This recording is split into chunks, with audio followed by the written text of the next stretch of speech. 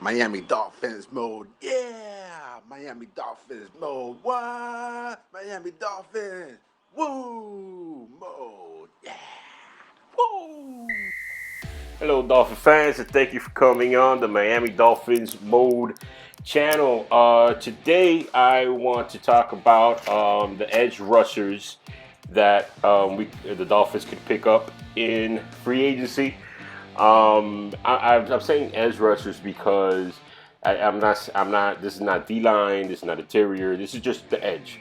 And with the edge rusher, it's not only a defensive end, it's also the outside linebacker, which would be the ones on the edge. I think it's the blood and like Sam Blood, Will, and the Will. Okay.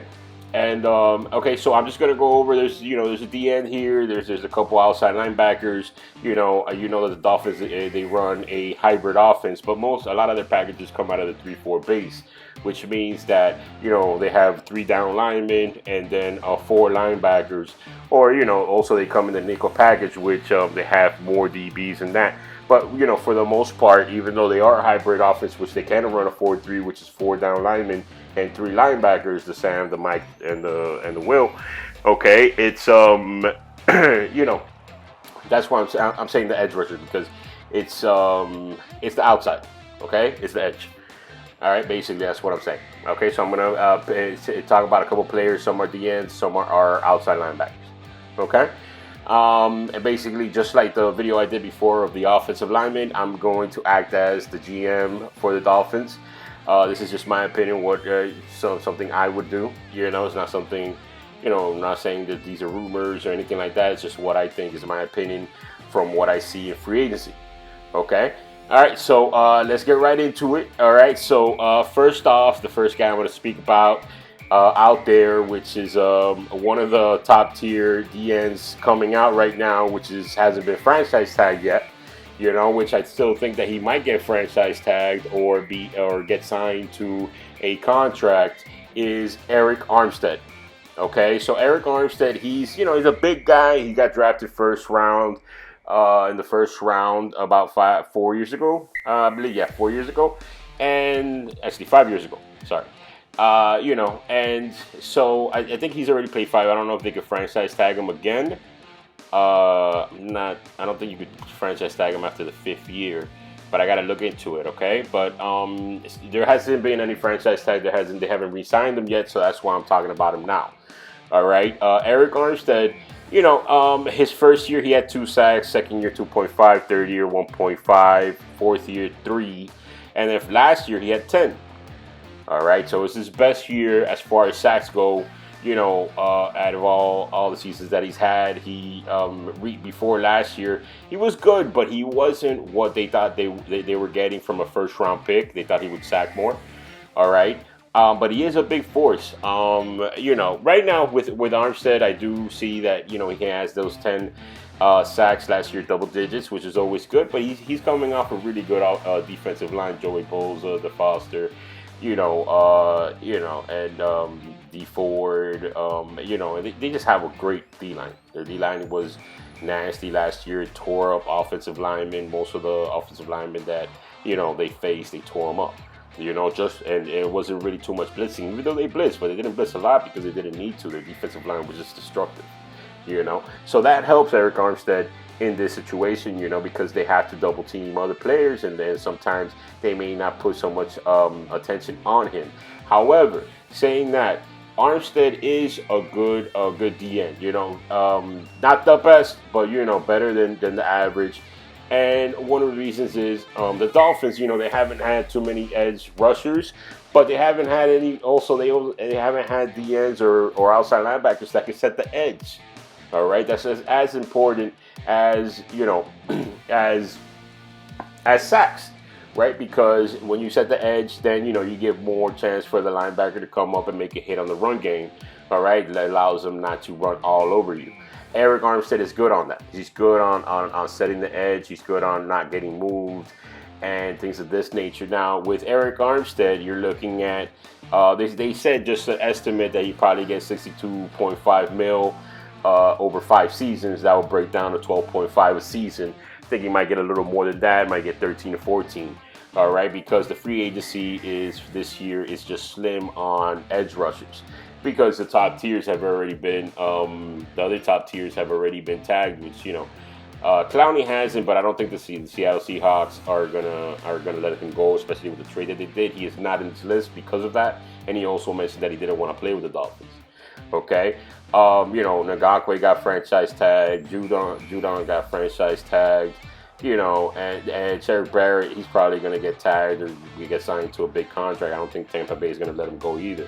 Right, so the one that's left is Eric Armstead, and with this contract with the defensive end, I think that it is justifiable for him, especially with the way DNs are getting and outside linebackers are getting paid these days.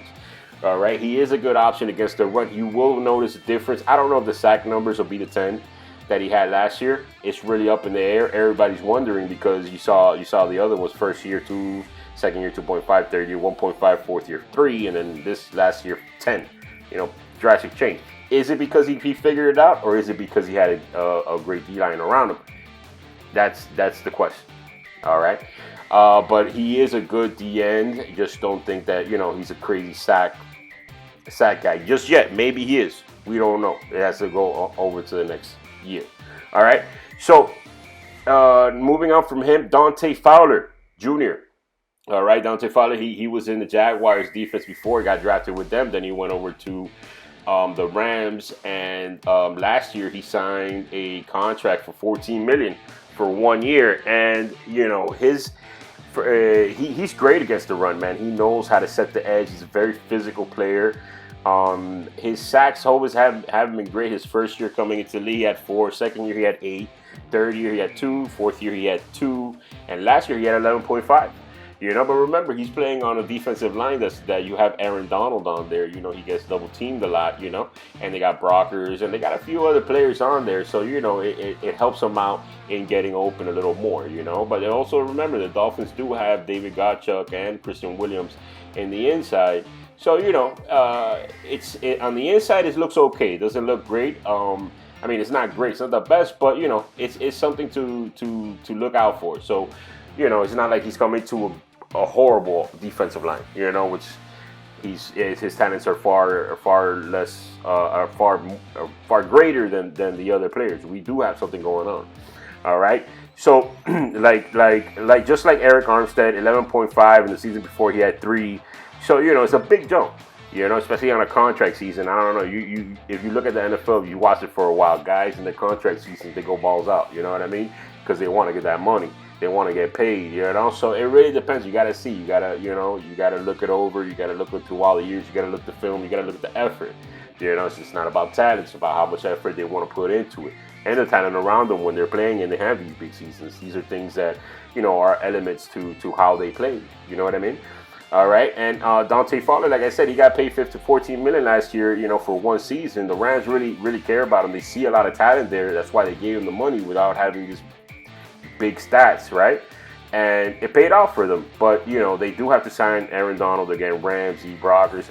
All these players, I don't know if they're going to have enough money to get Fowler. So it might be something good for us. And remember, like I said before, we haven't set the edge. Fowler's really good at setting the edge, okay? It's more elements than just sacking. It's not that. It's not only that. You know what I mean? It's a great thing to have, of course. But the defensive end or the outside linebacker, that's not their only job. All right. Okay. So he's about $14 million. That's what he got last year. Maybe he might be asking for a little more, especially after coming out for that 11.5 sack season that he had last year. Okay, so he does look good. He's an all-around. Both Eric Armstead and Dante Fowler look like an all-around, almost, because of their sacks haven't been up there on a consistent basis, but they have done it before, and that's more to say than other DNs than edge rushers that are out there in the NFL now.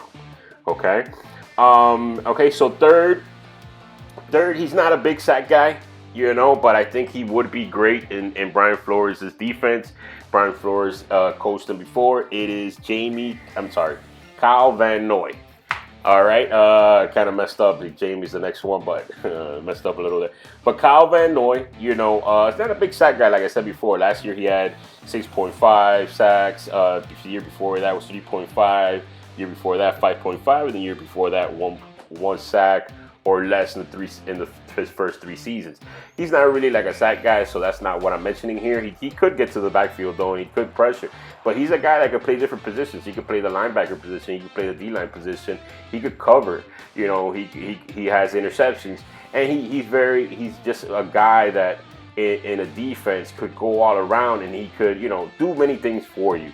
And that's very valuable. And of course, he has that experience. Of course, he's a Super Bowl champion. He was in the Patriots. Brian Flores coached him before, so he has some familiarity. So he knows exactly how he could use him because he already coached him. He was already with him. So, you know, he doesn't have to go through tape or anything. He knows who he is, right? Calvin Van Noy also, you know, in the season last season with the Patriots, you know, he's not going to break the bank. He's going to probably be about like last season he got paid about $6.5 million, right? So, you know, he's not going to break the bank, but, you know, but he'll be a good leader with the Dolphins, especially with the young guys that are on there. You know, they'll definitely listen to a guy like Cal Van Noy. You know, and if you know, you're Dolphin fans, you see the games that we played against the Patriots, he's really annoying. You know, like when we play against him, if you look at it, he's just everywhere. It's just annoying. So if he would be on our team, it would be great, right? All right, so that's another option there. And then you also got Jamie Collins, which I messed up before, but Jamie Collins is a guy that, you know, he was with the Patriots, and then he went over to the Browns, and he went back to the Patriots. He plays better with the Patriots because they know how to use him. And last year he got paid a little over $1 million, so he's not going to break the bank at all. Not too much. And, you know, Brian Flores, again, he coached him, right? So he knows what he can get with Jamie Collins. These aren't guys, and you know, in a certain place in the defense, he could probably you know, soar because, you know, he knows the defense. Brian Flores probably coaches something very similar to the Patriots defense, so they'll fit right in. A guy that's not going to break the bank on you, man. So that's another option there. And then fifth, you got Libyan Vernon. All right, Libyan Vernon. I mean, if you've been a Dolphin fan for a little bit, he was with the Dolphins drafted him, right? And he went over to he was with the Browns last year. He just didn't have a lot of sacks. He had 3.5. The year before that, he had 7. The year before that, he had 6.5. The year before that, he had 8.5. All right. Last year, he's not really a sack artist. He could get sacks and he could get pressures. Remember, it's not only about sacks; it's about quarterback pressures, disturbing the quarterback while he's back there throwing the ball, right? So last year, he's gotten paid throughout his NFL career. This guy, his age is pretty good, but he's gotten paid. Last year, he got paid $15 million. You know, I don't think he's going to cost that down, especially as his sacks have gone down throughout the years, and he's a little bit of a veteran now, an older guy. Right, so maybe he could be more of a $6 to $8 million guy a year, right? But he could definitely set the edge. He he was always better against the run than he was against the pass. You know, the reason why people were so high on him was because he was so good. When he was with the Dolphins, he was one of the better setting the edge against the run. You know, outside linebackers or DNs in the NFL, you know, and he continued that. You know, he's still up there, you know, and he still had a good season, even though he only had 3.5 sacks in PFF.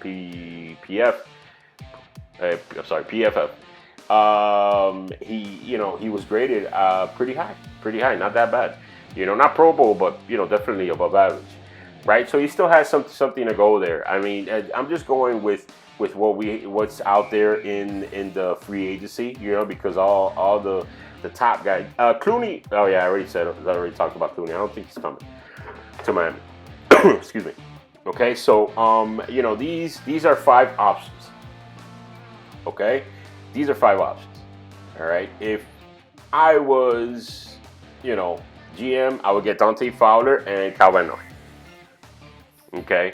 Dante Fowler is going to probably be, you know, around 14, about the same 14, 15 mil, you know, and Kyle probably be a little less, even though, you know, they have Vince Beagle, which I think they're trying to groom him into being like a Kyle Van Noy, right? They haven't signed him yet. I don't know why, but, you know, I think they are going to sign him, especially after they put so much time into him, training him different positions. Like I think he went up to 3 positions last year that he was learning, that he was playing on the field. You know, it's a great trade that they did there. Traded Kiko Alonso for him. You know, it's a good trade. So, you know, So maybe Calvin Van Noy might not be because Vince Vigo looks like he could do something like him. But at the very least, I would get one of these guys, man. I'm looking more at Dante Fowler. The reason why I'm saying it because I think Eric Armstead is going to go back to the 49ers. And Dante Fowler is, he is pricey, but he could definitely change your defense on the edge. It's something that we needed for years. I mean, I'm talking about 7 years. It's not only the sacks, man. It's setting the edge. Even when Cameron Wake was out there, which is Cameron Wake's another guy that we could probably try to see if we could bring back. But when Cameron Wake was out there, he was a sack specialist. He wasn't great against the run. He was like 50 something against the run. His thing is going after the quarterback. You know what I mean? He's gotten better since he entered the league, but his thing was sack specialist. And you also got Pierre Paul. He's out there too. He's just getting older, and he's more of a sack guy as well. It's just somewhat light. With everybody franchise tagging their DNs and their edge rushers. That it doesn't give too many options. Out there. But the top two would be Eric Armstead, Dante Fowler, and bottom other three would be Kyle Van Noy, Jamie Collins, and Libyan Vernon. In my opinion, of course, they have more film than I do. They know more things. Maybe they're looking at a guy that maybe I may not know about or have looked into too much. You know what I mean?